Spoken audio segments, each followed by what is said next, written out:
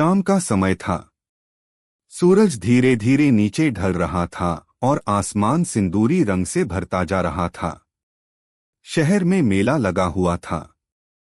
बच्चों की हंसी, खिलौनों की आवाजें और घूमते झूलों की चीख पुकार हर तरफ गूंज रही थी। इसी भीड़ में एक 6 साल की बच्ची भी थी, नन्ही सी, गुलाबी फ्रॉक पहने, बालों में 2 चोटियां और आंखों में मासूमियत। उसका नाम था परी। परी अपने मम्मी पापा के साथ पहली बार मेले में आई थी। गुब्बारे, मिठाइयाँ, झूले, सब कुछ उसे किसी जादू की तरह लग रहा था। वह खुशी से इधर उधर भाग रही थी, कभी झूला देखती, कभी बर्फ का गोला मांगती और कभी रंग बिरंगे खिलौनों की दुकानों को देखकर चिल्ला पड़ती। मम्मी एक गोलगप्पे की दुकान पर खड़ी थीं और पापा थोड़ी दूर मोबाइल पर किसी से बात कर रहे थे। परी ने देखा कि पास ही एक छोटी सी गुड़िया की दुकान है जिसमें उसकी पसंदीदा डॉल्स रखी हुई हैं।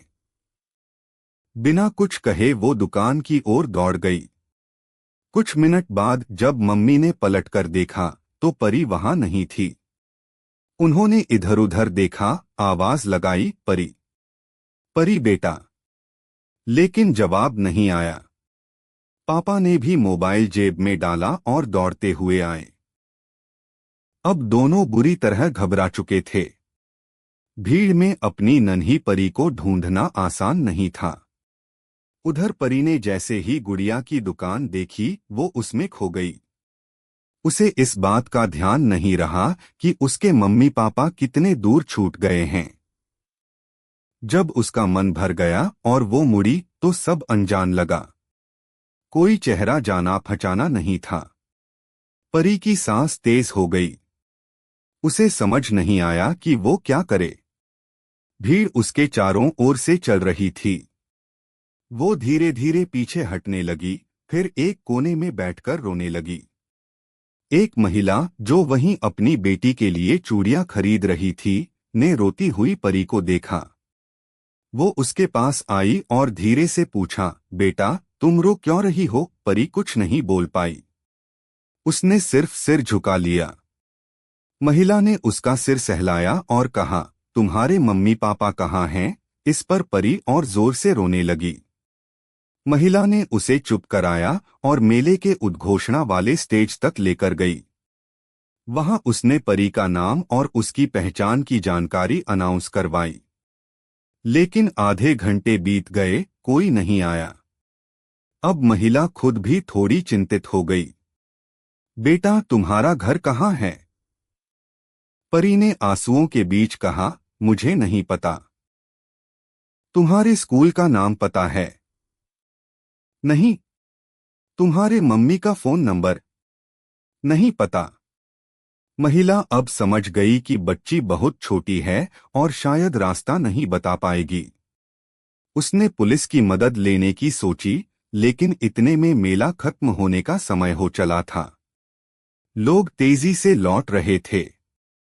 महिला ने सोचा कि जब तक कुछ हल नहीं निकलता वो परी को अपने घर ले जाएगी। उसका नाम सुनीता था। एक साधारण नौकरी करती थी और 2 बच्चों की मां थी। परी को अपने घर लेकर गई। वहां जाते ही परी थोड़ा घबराई, लेकिन सुनीता की बेटी ने उसे खेल में उलझा दिया। रात हो चुकी थी। परी को रोटी दूध दिया गया और बिस्तर पर सुला दिया गया। लेकिन परी की आंखों में नींद नहीं थी। वो अपनी मम्मी की गोद को याद करके सिसक रही थी। सुनीता को भी चैन नहीं आ रहा था। उसने अगली सुबह शहर के पुलिस स्टेशन में रिपोर्ट लिखवाई और परी की फोटो के साथ सोशल मीडिया पर पोस्ट करवाई। दिन बीतते गए। 1 हफ्ता गुजर गया। कोई खबर नहीं मिली। पुलिस ने बताया कि अब तक कोई उनकी गुमशुदगी की रिपोर्ट नहीं दर्ज करवाने आया है। सुनीता को ये सुनकर अजीब लगा।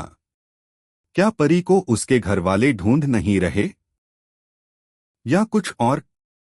इसी बीच परी सुनीता के घर में धीरे धीरे घुलने लगी थी।